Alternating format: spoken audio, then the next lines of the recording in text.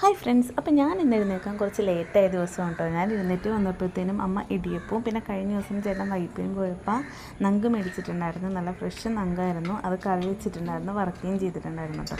അപ്പം ഞാൻ വിചാരിച്ചു ഇടിയപ്പത്തിന് മുട്ടക്കറി വെക്കാമെന്ന് വിചാരിച്ചു. മുട്ടക്കറിക്ക് സവാള നോക്കിയപ്പോൾ ഒരു ചെറിയ സവാള ഉണ്ടായിരുന്നുള്ളൂ. അപ്പം ഞാൻ കുറച്ച് തക്കാളി കൂട്ടിയിട്ട് വെക്കാമെന്ന് വിചാരിച്ചു. തക്കാളി കൂടുതലിട്ടാൽ കുറച്ച് മധുരം പോലെ ഉണ്ടാവും, എന്നാലും കുഴപ്പമില്ല, കാശ് കഴിച്ചോളും. അധികം സ്പൈസി ആയിട്ട് വേണ്ടല്ലോ ഇടിയപ്പത്തിനാവുമ്പോൾ. അപ്പം ഞാൻ കുറച്ച് വെളിച്ചെണ്ണ കൂടിപ്പോയി ഒഴിച്ചത്, അതെല്ലായിടത്തും മാറ്റി സവാള ഇട്ടിട്ട്. സവാള അത് ഇത്രയേ ഉള്ളൂ.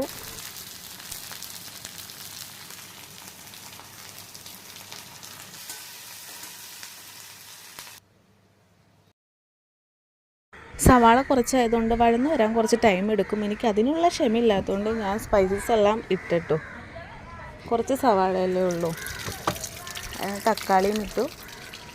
നല്ലോണം വഴന്ന് വരുമ്പോൾ നമുക്ക് അതിലേക്ക് തേങ്ങാപ്പാൽ ഒഴിക്കാം. നല്ലോണം എണ്ണ തെളിഞ്ഞ് വന്നിട്ടുണ്ട്. അപ്പോൾ ഞാൻ അതിലേക്ക് തേങ്ങാപ്പാൽ ഒഴിച്ചു. ഇനി ഇതൊന്ന് തിളച്ച് മുട്ടയും കൂടി ഇട്ട് കഴിഞ്ഞാൽ നമ്മുടെ രാവിലത്തെ ബ്രേക്ക്ഫാസ്റ്റിനുള്ള കറി റെഡി ആയിട്ടോ. ഉച്ചക്കും അധികം പണിയൊന്നുമില്ല. അമ്മ ഓൾറെഡി കറിയെല്ലാം വെച്ചതുകൊണ്ട് ഇനി ചോറും വയ്ക്കുക. കുറച്ച് ക്ലീനിങ് പരിപാടികളെല്ലാം കഴിഞ്ഞ് കഴിഞ്ഞാൽ ഞാൻ വിചാരിച്ചൊന്ന് പുറത്തേക്ക് പോകാമെന്ന്. വെജിറ്റബിൾസ് എല്ലാം കഴിഞ്ഞിരിക്കണമല്ലോ, അപ്പോൾ അതെല്ലാം മേടിക്കാമെന്ന് വിചാരിച്ചു. അപ്പോൾ നമ്മുടെ രാവിലത്തെ പരിപാടി കഴിഞ്ഞുള്ള ക്ലീനിങ് ആണ് കേട്ടോ. കിച്ചണെല്ലാം ക്ലീൻ ചെയ്തിട്ട് കഴിഞ്ഞാൽ ബ്രേക്ക്ഫാസ്റ്റും കഴിച്ചിറങ്ങാമല്ലോ. അപ്പോൾ ഇന്ന് ഇത്രയേ ഉള്ളൂ. ബൈ.